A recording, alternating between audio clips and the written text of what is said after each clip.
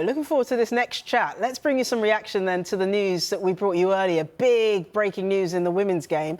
We understand that London City Lionesses have made a formal offer for Arsenal forward Beth Mead. Let's speak to Freddy Cardy, who is the Arsenal women editor of the Gooner Fanzine. Freddie, really good to speak to you this evening. You must have just been settling down to your evening meal and then, what? You get a notification on your phone saying Mead might be leaving?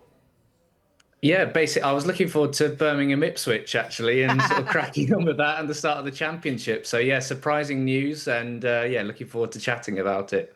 Wow, OK. So has it come out of the blue? What's your take?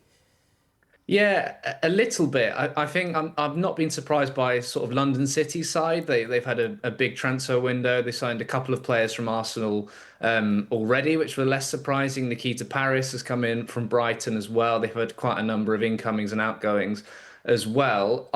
From an Arsenal perspective, they've signed two, world-class wingers, essentially. Chloe Kelly coming in permanently, and Olivia Smith making all the headlines, the first £1 million footballer.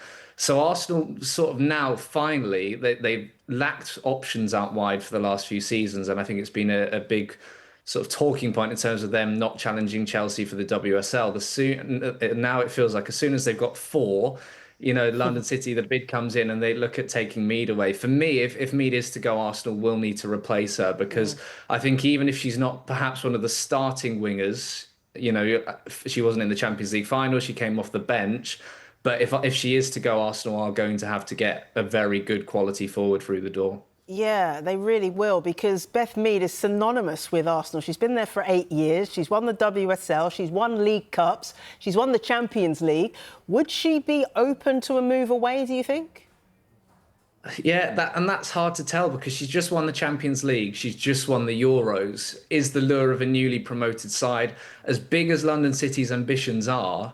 She's not going to be playing European football, and I think that's going to be a big thing for a player who's won two, Euros with her country and then a Champions League as recently as May with Arsenal. So where she is with this is going to be really interesting, and where Arsenal are with the fans' perspective, I think as well. You saw the Miedema reaction, how that really split the fan base down the middle, how ultimately it was a key factor in Jonas Eidevall losing his job, and the pressure of the fans and their opinions could again come into play here in terms of what decision Arsenal make.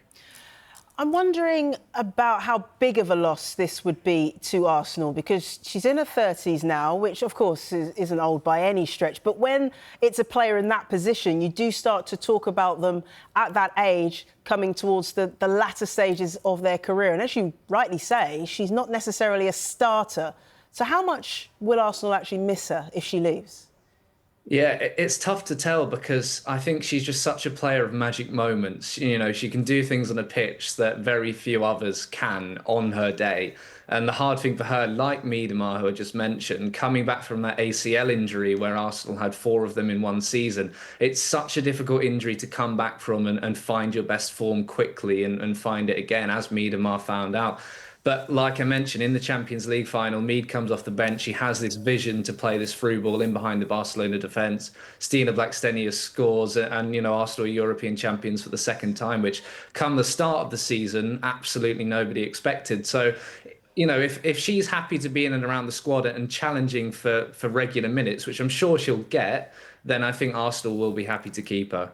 This could be a really big decision for the relatively new manager, Rennie Slegers, couldn't it? Because she's got to weigh up what the club wants, what the player wants, and ultimately how it might be viewed upon by the fans as well. There's a lot of different things at stake here.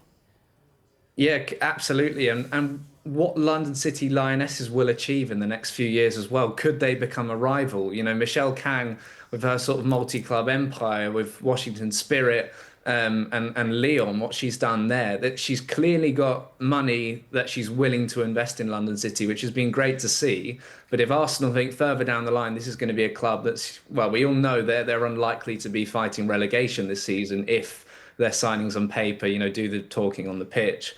But actually, are Arsenal going to assist a rival here and also a London rival too? They play them on the first game of the season, so you can only imagine what that'll be like if Mead does go across. And yeah, a big decision for Renée Slegers. But I would say, you look across at Chelsea and how they've had success. You have to make sometimes the ruthless decisions. You have to sometimes anger the fan base, as Arsenal did with, with Viviane Miedema departing. It went down badly, but once the reasons were sort of out a little bit more and Mariona Caldente comes in, the fans are then a little bit more open, not all of them, about it. This is going to be a really tricky decision to make if the money is there and Arsenal, say that they're happy financially to accept a bid. Intriguing, isn't it? Imagine we see Beth Mead lining up in that first WSL match against a former side Arsenal. It'll be absolutely incredible. Freddy Cardy, thank you so much for coming on Sky Sports News.